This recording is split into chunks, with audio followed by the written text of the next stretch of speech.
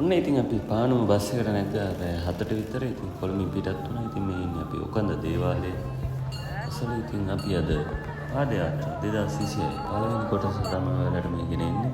ඔකන්ද දේවාලයේ සිට කුඹුක්කමුවේ දක්වා නැතහොත් කුඩා කැබිලිත්ත දේවාලය දක්වා යන පාදයාත්‍රාව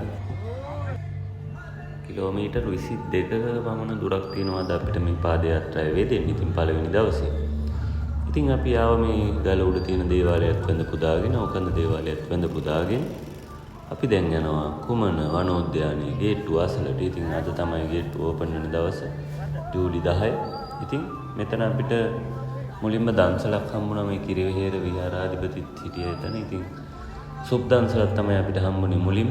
ඉතින් ඉන්න අනතුරු ඇතුළු වෙන තැන අපිට කිරිබත් දන්සලක් වෙනද වගේම රස විඳින්න ලැබුණා. ඉතින් අපි කිරිබත් දන්සලත් රස විඳලා අපි මේ ඇතුල් වෙන හදන කුමන වනෝද්‍යානය පිවිසුම් දොරටුව ළඟට. ඉතින් මෙවර පාදයාත්‍රාවට විශාල බැතිමතුන් ප්‍රමාණයක් සහභාගී වෙනවා. ඉතින් ඔයාලට පේනවා 18000කට වැඩි බැතිමතුන් ප්‍රමාණයක් ඇතුළු අය තමයි මේ යුද හමුදාවේ නිලධාරීන් අපිට පැවසුවේ. ඉතින් අපි මේ යන්නේ දැන් අපි ඉන්නේ බාංගුරා කලපුව.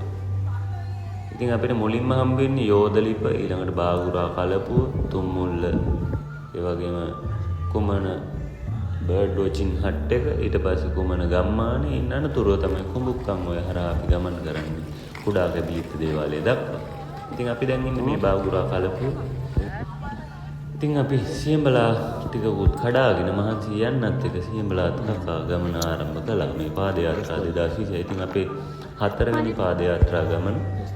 ඉතින් සාර්ථක ගියවරක් පාදයාත්‍රාව නිමා කරා. ඉතින් මෙවරත් අරෝහණා භක්ති පෙරදරි කොටගෙන පාදයාත්‍රාව.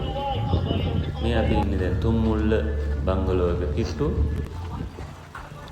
ඉතින් ඔයාලට පේනවා දැඩි අවරස්මියක් පතිත වෙන මේ වන විට මේ කුමන වනෝද්‍යානය තුලට. ඉතින් මෙන්න මෙතන වැවේ මුවරංචුවකුත් බලාගෙන අපි පොඩි ගමනේ මහන්සි නිවා ගන්න පොඩි රෙස්ට් එකක් ගත්තා මෙතන මුවරංචුවත් බලාගෙන. ඉතින් ඊට පස්සේ අපිට හම්බුණා සුප් එකක්. මෙන්න මෙතන ටැමිල් කට්ටියක් තමයි මේක හදන්නේ බැටිකොළ වල. මෙයාලා කියන හැමපාරම මෙයාලා මේක දෙනවයි කියලා.